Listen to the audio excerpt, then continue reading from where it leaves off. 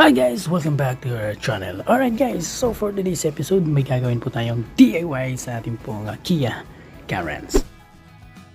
Alright, so itong ating window side sa second row, itong kanyang sa door side, no? Hindi na nagpa-function yung kanyang power lock system dito.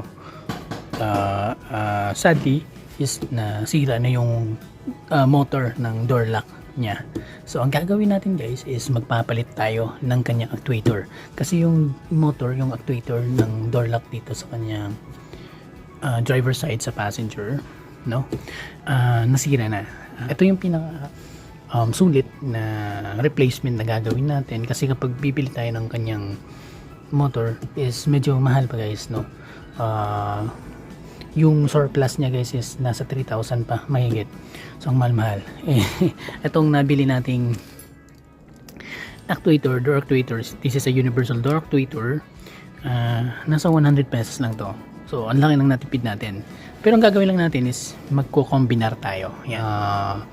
Ito yung diskarte na gagawin natin dito sa kanyang door sa likuran, na para gumana na ito.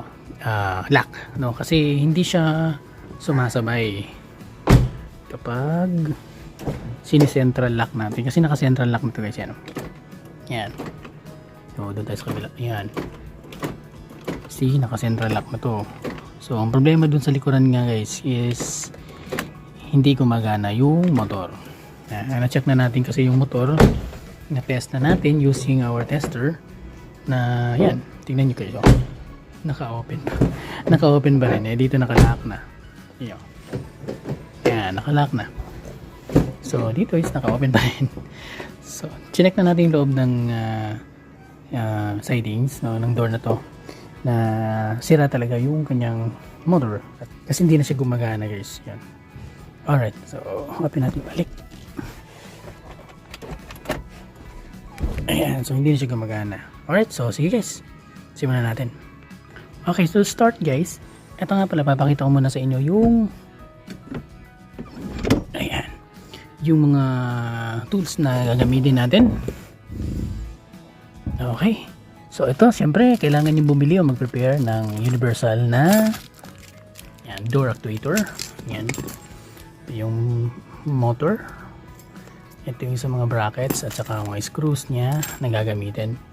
And of course kailangan nyo ng Phillips screw, yan, yung malaki at saka maliit. Okay lang naman kahit isang Phillips screw. Then okay, and then mag-ready kayo ng 10mm na wrench. And then of course syempre yung tester, kasi mag-wiring tayo. And then ito yung para sa plastic na pang open dito sa sidings, para hindi masira yung sidings natin. Okay, so let's begin.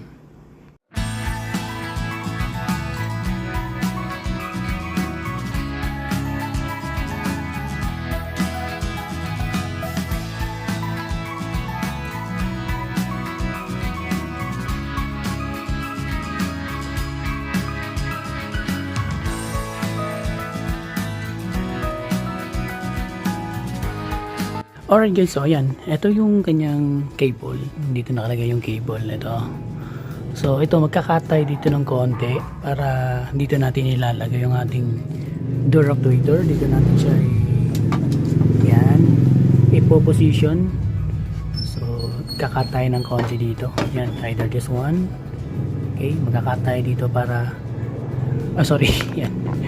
So dito natin ilalagay yung kanyang actuator. Yan, dito natin siya i-position, and then dito tayo magka-cut ito sa kanyang cable, kasi ito is hard, yan, no?